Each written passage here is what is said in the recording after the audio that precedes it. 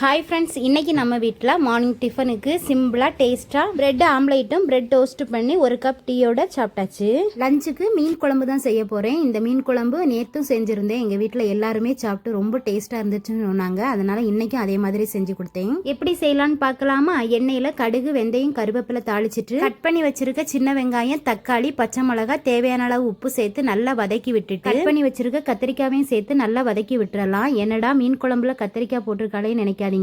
ஒரு முறை இந்த மாதிரி கத்திரிக்காய் சேர்த்து மீன் குழம்பு செஞ்சு பாருங்க, டேஸ்ட் அருமையா இருக்கும். கத்திரிக்காய் லைட்டா வதங்கினதும் மசாலா பவுடர் ஆட் பண்ணிக்கலாம். 1/4 ஸ்பூன் மஞ்சள்தூள், 1 ஸ்பூன் மிளகாய்த்தூள், 2 ஸ்பூன் மல்லித்தூள், 1 ஸ்பூன் குழம்பு மிளகாய்த்தூள் சேர்த்து நல்லா மிக்ஸ் பண்ணி விட்டு கூடவே கரைச்சி வச்சிருக்க புளி கரைசல், குழம்புக்கு தேவையான அளவு தண்ணியும் ஊற்றி நல்லா கொதிக்க விட்டுறலாம். குழம்பு நல்லா கொதிச்சு திக்கா வரும்போது கிளீன் பண்ணி வச்சிருக்க மீனையும் சேர்த்து 5 மினிட்ஸ் கொதிக்க விட்டு ஆஃப் பண்ணிட்டோம்னா சூப்பரான மீன் குழம்பு ரெடி ஆயிரும். கத்திரிக்காய் சேர்த்து செய்யற இந்த மீன் குழம்பை இதே மெத்தட்ல நீங்களும் செஞ்சு கொடுத்து பாருங்க, வீட்டுல எல்லாருமே பாராட்டுவாங்க. மார்னிங் மீன் குழம்பு வச்சுட்டோம்னா அதை ஈவினிங் இன்னொரு டைம் ஹீட் பண்ணி சாப்பிடும்போது டேஸ்ட் இன்னும் கூடுதலா இருக்கும். ட்ரை பண்ணி பாருங்க.